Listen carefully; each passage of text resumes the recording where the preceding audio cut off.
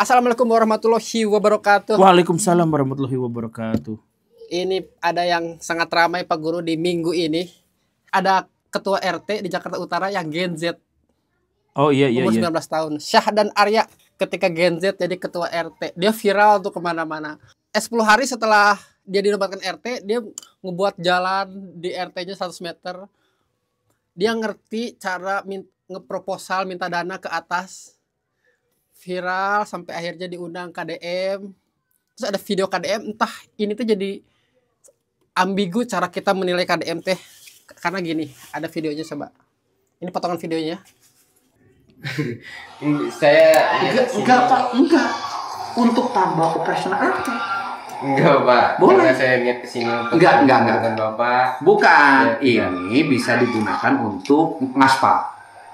Tetap tidak. Hah? Saya kesini ikhlas kok, Enggak, Pak. saya juga ikhlas. Saya juga ikhlas. Boleh Pak, kan ini untuk operasional, boleh. Boleh. Gimana? Boleh. Mungkin Kandel Boleh, gitu loh nanti itu untuk amplop. operasional bisa beli molen lagi nanti. Insya Allah sudah didukung Bapak sama Pak Wali Kotanya. Oh, Pak. jadi ini Tidak, saya tidak ingin. hebat. Ambil aja. Enggak Bapak, terima kasih Bapak. Karena Keren. saya kesini niatnya pengen ngobrol sama Bapak sih. Oh, pengen ngobrol. Iya. Tapi ini anggaplah honorarium dari ngobrol. Kan Enggak. boleh dong profesional. Tetap saya tidak. Enggak, kalau ngobrol dengan saya ada honorarium, ini honorariumnya. Sebelum ke KDM ini Pak Guru, ada ketua RT Gen Z di Indonesia selain Syahdan Arya ini. 19 tahun dia. Dari sekretaris dan wakilnya tuh semuanya tuh umurnya di bawah 21 tahun. Ada yang barusan? Dia semester 4 di salah satu kampus, 19 tahun umurnya. Dari musyawarah ya dia terpilih. Oh gitu. Cita-citanya dia jadi gubernur Wih, mantap. di Jakarta Utara. Gubernur di Jakarta Utara gimana? Bukan, Wali kota. dia RT di Jakarta, di salah satu daerah di Jakarta Utara. Nah, jadi saya tuh seneng kalau misalkan ada yang seperti ini, anak-anak muda itu. Jadi saya bukan senang sama anak mudanya, saya senang sama lingkungan masyarakatnya yang berani mengambil risiko menerima anak muda. Nah, itu benar. Karena banyak anak-anak kita, banyak orang tua kita tuh yang egonya tuh lebih, tapi bukan gara-gara kecerdasan, bukan gara-gara ilmu, bukan gara-gara kampusnya di mana, tapi gara-gara umur. Jadi egonya tinggi gara-gara umur. Bahkan kan kemarin tuh ada pertanyaan, kenapa di Indonesia kalau ada selebriti atau pejabat atau artis atau apa buka kelas dihujat? Bener kan? Pemardigu buka kelas dihujat, Timothy Ronald buka kelas dihujat. Kenapa coba? Karena orang Indonesia tuh egonya tinggi, gak suka diajari. Karena kelas itu identik dengan mengajari, dan yang membuka kelas itu anak muda, itu tuh kita tuh jadi reaktif sama yang kayak gitu. Coba yang buka kelas yang aki-aki, misalkan Pak Lokeng Hong, kan aki-aki, gak dihujat, karena aki-aki. Tapi kalau misalkan yang buka kelasnya itu anak muda, nah itu yang dimarahin. Makanya pertama saya harus salut dan apresiasi kepada warga RT itu. Karena warga RT itu sudah menunjukkan contoh yang baik bahwa kapabilitas dan kapasitas seseorang untuk menjabat itu tidak ada kaitannya dengan umur. Kalaupun ada kaitannya dengan umur, itu adalah penggunaan umur, bukan umurnya yang panjang. Kan banyak orang yang sudah tua juga bubudakeun gitu kan. Banyak yang seperti itu. Yang budak kokolotin juga banyak ya sebenarnya yang seperti itu. Nah, jadi terima kasih sama warganya yang hebat luar biasa itu. Itu yang pertama. Kemudian yang kedua terkait dengan Keviralan tersebut sampai akhirnya dia diundang di mana-mana, sampai akhirnya ramai di video KDN tersebut. Anak-anak muda itu punya kelebihan. Beberapa di antaranya itu adalah mereka tuh belum kakurung ku iga gitu. Jadi otaknya tuh masih bisa berkembang ke sana ke sini dan kreatif. Itu kalau misalkan yang sudah tua mah relatif pemikirannya tuh mentok gitu. Kalau kata orang gitu dan leluhur saya bilang gitu, terus pengalaman saya juga mengatakan seperti itu, ya sudah, itu saja yang dijalani gitu. Nah, kalau anak-anak muda mas sekarang apalagi dengan tunjakan arus informasi yang banyak gitu dan lain-lain, itu Kalau misalkan dia bermoral, kalau dia punya etika, maka saya yakin yang muda-muda ini bisa mengimbangi golongan yang tua-tua, kelompok yang tua-tua. Itu yang kedua. Yang ketiga, pas sumbangan dari KDM itu, sebenarnya tadinya Nggak tahu lah kandel. tebal ya. Bisa aja uang monopoli itu. Enggak lah. Udah dibuktikan gitu. Nggak tahu. Enggak karena honor. Maksud Honor. niatnya mau buat honor. Jadi bintang tamu lah, entah honor obrolan. Tadi kan dikatakan gitu. Nah, salah satu masalah terbesar Pak KDM, video ini teh sesudah atau sebelum saya upload video? Sesudah ya, Sesudah apa? Yang mana? yang tadi. Oh, yang tadi. Sesudah ya. Sesudah. Nah, jadi saya tuh jelasin Baraya di video ini nih. Nah, di video ini masalah terbesar KDM itu adalah bahwa beliau tuh orang Sunda. Ada apa dengan orang Sunda? Tidak ada masalah tuh, Meren? Ada.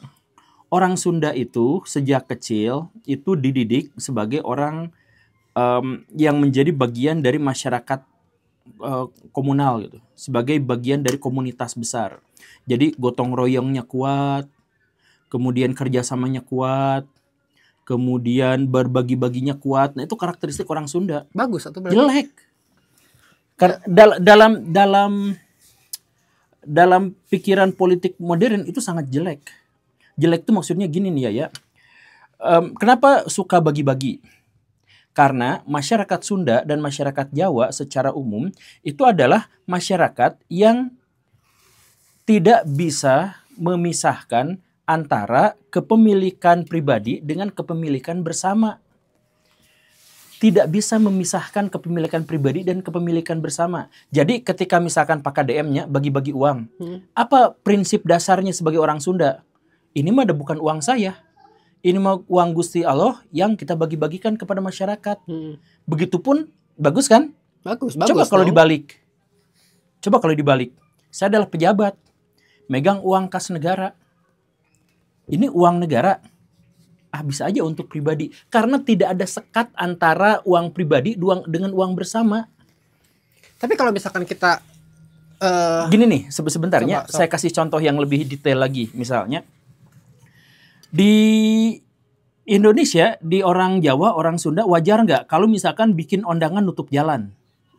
udah tradisi yang Tradisi. terkutuk. Nah, tradisi, kenapa coba itu tradisi? Karena mereka tidak bisa memisahkan bahwa kepentingan pribadi harusnya tidak boleh menutup urusan umum. Mereka nggak kepikiran itu karena urusan pribadi dengan urusan halayak itu sama sekali nggak kepikiran pembedanya. Kenapa di Jawa Timur ada sonhoreg?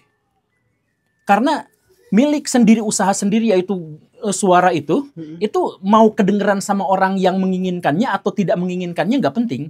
Kalau misalkan ini pribadi tapi untuk bersama itu boleh. Atau misalkan pedagang kaki lima. Pedagang kaki lima itu untuk kepentingannya sendiri. Dagang untuk kepentingannya sendiri. Tapi menghalangi jalan milik umum. Ngerti kan? Tidak ada batas kepemilikan. Itu masalah dari masyarakat kolektif itu. Masyarakat kolektif itu karakteristiknya seperti itu. Contoh yang lain. Dirimu pernah nggak minjemin sesuatu ke orang lain, terus sama orang lain tuh kalau dipinjemin lagi sampai hilang nggak tahu di mana? Itu di depan rumah, Taraje kan taruh di depan rumah. Iya itu. Jadi masyarakat Sunda, masyarakat Jawa itu kalau misalkan punya arit, punya apa, disimpannya tuh bukan di dalam rumah, disimpannya itu di pelataran, di mana gitunya. Kalau misalkan dalam masyarakat tradisional, karena mereka tuh menganggap ya milik pribadi untuk batasan tertentu ya milik bersama. Atau misalkan WC, pernah nggak datang ke kampung Sunda yang buhun atau kampung Jawa yang buhun? WC itu milik bersama, tempat mandi, tempat pemandian tuh milik bersama, bener kan? Ya karena itu, jadi masyarakatnya itu adalah masyarakat kolektif, masyarakat gotong royong. Kalau satu rumah rubuh, bareng-bareng semua tetangga memperbaikinya. Nanti rumah yang rubuh ini bareng-bareng lagi semua, itu masyarakat gotong royong. Nah, bagusnya yang tadi itu banyak gitunya, kita berbagi dan sebagainya. Tapi itu juga adalah pangkal dari korupsi. Karena masyarakat yang kolektif itu ketika dia megang duit, bahkan itu megang uang rakyat pun, dia tuh udah terbiasa untuk membebaskan kepemilikan itu. Apakah ini milik siapa tuh bebas gitu. Nah KDM, kelemahan terbesarnya sebagai orang Sunda itu adalah itu. Ketika misalkan dia bagi-bagi duit, Dia bagi duit sebagai gubernur atau bagi duit sebagai pribadi? Gak jelas. Yang barusan itu, yang barusan, itu atas untuk uang pribadi atau uang gubernur, sebagai gubernur? Itu Tebak. dia sebagai pribadi kan bilang, ini sebagai pribadi Tapi apresiasi. tadi bilang ini untuk beli molen baru untuk memperbaiki jalan. Anggaplah dia donatur gitu Pak Guru. Ya gak bisa. Nah itu kita tuh di dalam sistem masyarakat modern, politik modern itu sekali lagi ya harus jelas tegas akadnya tuh apa. Contohnya tuh yang retret kemarin gitu ya. Retret orang Kristen diserang, vilanya dihancurkan, kemudian KDM datang membantu pakai uang pribadi. Harusnya itu uang negara. Karena tanggung jawab negara untuk menjamin kebebasan beragama. Ketika ada kebebasan beragama yang ternodai, maka negara yang bertanggung jawab. Termasuk negara juga yang berhak untuk menghukum orang-orang yang melakukan pengerusakan dengan mengambil uang dari mereka untuk dipakai di situ. Tapi itu atas namanya uang negara. Kayak gitu. Nah, ini sama Pak Deddy Mulyadi malah diberi sebagai uang pribadi. Nah, ini ya kecil, remeh-temeh dan sangat bagus. Sangat bager. Kata orang Sunda mah. Dan dari dulu banget kan Dan Bang dari Deddy dulu itu banget. suka ngasih-ngasih. Iya, sejak awal beliau ngonten juga memang suka bagi-bagi uang gitu. Tapi ya sekali lagi kalau misalkan kita tuh akadnya tuh harus jelas gitu. Coba kalau misalkan ya, kalau ini berlanjut. Inilah yang merusak bangsa Indonesia. Coba, bangsa Indonesia rusak gara-gara apa? Politisi bagi-bagi duit. Bener kan? Ini Pak KDM juga bagi-bagi duit. Nanti bagi-bagi duit itu menghasilkan apa? Simpati dari rakyat yang akhirnya akan mendukungnya. Meskipun itu murni pure uang pribadi dia yang tidak didapatkan, misalkan kan pakainya Iya. konten. Betul. Dia dapat AdSense di situ. Kalau Betul. uangnya dia pada akhirnya dibagikan untuk keluarga, ya itu pun bermasalah sebetulnya. Sangat jelek. Karena dia pejabat. Karena dia pejabat. Coba misalkan gini lah ya. Berarti kalau dia nggak pejabat dia fine-fine aja ngelakuin itu. Fine. Jadi kalau misalkan gini lah, saya jadi pejabat gitu ya. Saya jadi pejabat. Kemudian Meskipun nggak pengen. saya biasa bagi-bagi duit. Heeh. Maka apa yang dipikirkan oleh rakyat? Baik Baik. dan buruk pejabat, takarannya adalah seberapa banyak dia nyumbang ke saya. Kalau pejabat itu baik, maka dia nyumbang. Kalau pejabat itu buruk, maka dia nggak nyumbang. Makanya Pak KDM sekarang itu punya masalah. Apa itu masalahnya? Kemarin misalkan di Bekasi, kemudian di Purwakarta sendiri bahkan ada rakyat yang mendemo dan bilang kecewa Deddy Mulyadi saya pilih, ternyata dia menggusur rumah saya. Kan yang kemarin juga menggusur rumah kan jadi kecewa, jadi berat. Cikarang gitu banyak. Itu masalah kan? Jadi artinya apa? Masyarakat menganggap KDM itu baik kalau dia tuh menguntungkan saya pribadi. Kalau ngasih duit. Tapi kalau misalkan menggusur rumah saya pribadi, itu buruk. Padahal pejabat tuh gak gitu. Pak KDM menggusur rumah itu baik. Karena kebijakan. Karena pemerintah, kebijakan. Kebutuhan. Itu kebutuhan untuk masyarakat yang lebih luas, yang lebih umum gitu. Tapi rakyat jadi kecewa. Saya kecewa ngedukung Deddy Mulyadi karena ngegusur rumah saya. Padahal dia bertindak sebagai gubernur. Iya. Jadi baik dan buruk diukur dari seberapa baik dia memberi eksplisit, tegas, jelas, pasti terlihat simbolis, demonstratif kepada satu pihak. Nah, ini akhirnya apa? Memunculkan apa coba berikutnya? Kultus. Jadi mau disebut baik, mau kebijakannya baik, mau kebijakannya buruk, kebijakannya misalkan buruk pisan. Misalkan ya, kebijakannya itu adalah menguntungkan pengusaha 1.000 triliun. Merugikan rakyat 2.000 triliun. Tapi kata si rakyat, gak apa-apa, mending pilih aja dia. Soalnya dia kemarin ngasih bansos ke keluarga kita. Itu politikus di Indonesia gitu kan? Gitu. Yaitu dimulai dari standar moral yang dipaksakan dari masa lalu kita, masyarakat kolektif, masa lalu masyarakat kolektif, ditanamkan pada sistem demokrasi. Jadi Pak KDM itu gak salah dalam hal ini ya. Karena beliau itu koruptor terbalik yang baik. Gitu. Koruptor terbalik itu gimana maksudnya? Koruptor terbalik, bukan terbaik. Koruptor terbalik itu gimana? Ya yang tadi itu, handphone ini adalah milik bersama. Karena milik bersama, walaupun ini saya pegang, tapi buat rakyat. Kolektif kan? Nah, itu KDM. Kalau sebaliknya, handphone ini adalah milik rakyat, tapi karena milik bersama, jadi saya pakai. Koruptor gitu. Nah, Pak Kadem itu sama di posisinya, cuma dibalik gitu. Tapi didasarkan pada prinsip yang sama, bahwa tidak ada kejelasan, tidak ada kepastian antara hak milik pribadi dengan hak milik masyarakat. Gitu. Itu emang ada definisi atau emang ada katanya koruptor terbaliknya gitu? Nggak ada, itu istilah saya. Oh, Tapi maksudnya masyarakat kolektif seperti itu bisa bisa itu sebenarnya adalah salah satu falsafah antropologi gitu ya. Gitu. Oke, taruhlah KDM tuh baik banget sebagai personal, nyunda banget, baik dan tidak tertahankan ketika dia jadi gubernur. Yang kebaikannya bisa jadi bermasalah karena dia pejabat. Titik tengahnya apa coba? Apa yang bisa dia lakukan untuk dia tetap bisa baik nih, tetap pengen ngasih, tetap apa? Tapi dia juga sebenarnya gubernur. Ada nggak titik tengahnya? Dia tetap bisa baik tapi dia gubernur. Masa dia harus berhenti dulu jadi pejabat baru dia bisa ngasih lagi? Bukan ngasih gini nih. Ada charity, ada filantropi. Gitu lah. Gimana kalau dia melakukan aksi-aksi filantropis tanpa charity gitu? Gak usah dilihat orang. Dia ngebangun jembatan, ini sumbangan dari Wok Tung Chong dari sana misalkan. Atau misalkan ini dari hamba Allah. Biasa seperti itu kan. Bisa kalau misalkan mau itu bisa. Nah, perkaranya sebenarnya Kang Deddy Mulyadi juga bukan sepenuhnya pamer gitu, bukan. Cuman dia ingin menginspirasi agar orang-orang, para pejabat juga untuk melakukan hal yang sama gitu ya. Tapi kalau misalkan mau ngambil titik temu, bisa. Dia tidak mempublikasikan hadiah-hadiah, sumbangan-sumbangan, hibah-hibah itu kepada masyarakat, tapi hadiah, sumbangan, dan hibah itu dalam bentuk kebijakan-kebijakan yang besar. Kalau misalkan dia punya uang 100 juta, 150 juta yang dia bagikan kepada individu atau kepada pihak, kenapa nggak dia gunakan saja untuk menambah APBN? Jadi misalkan dalam satu aturan tertentu APBN, misalkan uang kas provinsi atau uang kas negara itu boleh untuk mendapatkan hibah dari anu gitu. Nah, beliau menempatkan dirinya sebagai si penghibah itu. Bisa kan? Titik tengahnya gitu. Bisa, sebenarnya bisa. Nah. Tapi mungkin yang bisa dicegah dari yang dilakukan KDM itu adalah dia mencegah atau dia sadar bahwa turunnya dana birokrasi itu susah, lama, belibet. Pada akhirnya udah dia datang sebagai Batman. I'm rich, I give you the money. Oke, no smoking. Bentuk pinjaman. Ke pemerintah atau ke orang tersebut. Misalkan. Batman jadi, kan gitu kan? Apa? I'm rich, I give you money. Nah, lakuin deh apa yang mau lo lakuin. Ya, kalau misalkan ribet ya, karena memang birokrasi kan pasti ribet. Birokrasi itu ribet banget, Bray. Jadi sekali bikin aturan tuh rapatnya, sekali makan anggota DPR itu 117.000 dianggarkannya. Itu maksudnya KDM tuh turun sebagai orang yang udah biar cepatnya nih gitu. Iya, kalau misalkan urusannya biar cepat gitu, ya kayak tadi aja skemanya misalkan. Bisa hibahkan ya.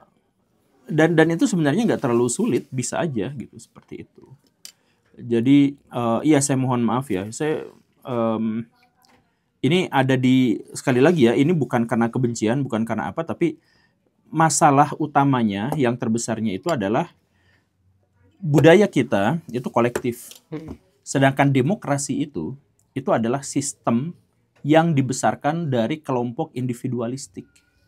Masyarakat Eropa itu masyarakat individual. Mereka menciptakan demokrasi. Dijejalkan di Indonesia yang masyarakat kolektif. Itu masyarakat egois. Ngerti nggak demokrasi awal mulanya itu kayak gimana? Dari sekelompok orang-orang egois yang pengen dapat kekuasaan. Di Indonesia atau di seluruh dunia? Di dunia. Jadi dulu kan demokrasi itu sejarahnya mah dari Yunani gitu ya. Jadi cerita nanti kieu. Ada satu orang, bandingkan dengan orang Sunda gitu ya. Ada satu orang guru. Siapa di sini yang mau jadi kaisar? Saya. Ternyata satu kelas semuanya pengen jadi kaisar. Wah, nggak mungkin semua orang jadi kaisar. Jadi akhirnya apa? Mereka berebut menunjukkan visi misi seandainya saya jadi kaisar, seandainya jadi apa. Nah, oke kan? Akhirnya terpilihlah satu atau dua orang yang jadi kaisar, yang satu jadi kaisar, yang satu jadi ini. Nah, orang-orang yang di bawah itu mengatakan kurang lebih seperti ini. Oke, saya pilih kamu dan saya kasih legitimasi kekuasaan, tapi dengan syarat bahwa saya juga harus menitipkan kewenangan dan kekuasaan saya pada kamu. Saya gagal terpilih, tapi kan saya tuh punya kepentingan untuk berkuasa. Ya sudahlah. Oke, saya dukung kamu lah sekarang. Tapi sebagai imbalannya adalah ide saya, pemikiran saya harus kamu laksanakan di sini. Jadi pemimpin itu adalah representasi dari kehendak rakyat. Makanya namanya republik. Representasi publik gitu. Jadi si pemimpin itu adalah keinginan kehendak rakyat. Rakyat pengen gini, rakyat pengen gitu, rakyat pengen gitu. Oke, dikelompokkan sama saya, diakumulasikan, jadikan itu sebagai kekuasaan. Rakyat pengen ini, harus bikin sungai di situ. Maka dia harus sebagai eksekutor, dia wajib untuk melakukan itu, bikin sungai di situ. Nah, itu demokrasi itu gitu kan? Jadi demokrasi itu muncul dari keinginan dari setiap orang untuk berkuasa, karena dia tidak bisa, maka terpaksa mewakilkan. Nah, akhirnya kita pindah ke Jawa Barat. Ada guru yang nanya, siapa yang mau jadi kaisar? Mana sih goblok? Mana. Gak ada yang mau. Semuanya hening. Gak akan cocok dengan demokrasi. Siapa yang akhirnya terpilih? Nupang Jagona, yang kekuatan dukunnya paling hebat, yang kebijaksanaannya paling besar, dia dipilih, terus yang lain ikut aja, saya mau ikut aja. Gitu kan? Coba, gak cocok masyarakat kolektif dengan demokrasi. Makanya, negara-negara di Asia yang kolektif, kan masyarakat Asia kolektif, dikasih demokrasi itu banyak yang gagal, tapi dikasih otoritarian, dia berhasil. Singapura tuh otoriter, berhasil. Cina tuh otoriter, berhasil. Cina dikasih demokrasi. Gitu kan. Nah, jadi masyarakat kolektif itu memang cocoknya itu dengan pemimpin. Indonesia pas majunya kapan? Pas zaman Pak Harto.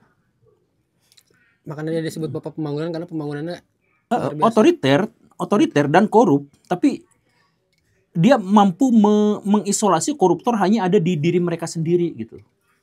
Nah, kayak gitu. Nah, sekarang ada kebingungan. KDM mewakili masyarakat kolektif menjadi penguasa di negara demokrasi. Jadi yang dikhawatirkan itu adalah si pengkultusan yang tadi kata Pak Guru bilang. Bukan hanya pengkultusan, masalah-masalah yang lain juga gitu. Tapi intinya ya begitu. Ada ketidakjelasan pemisahan kepemilikan gitu.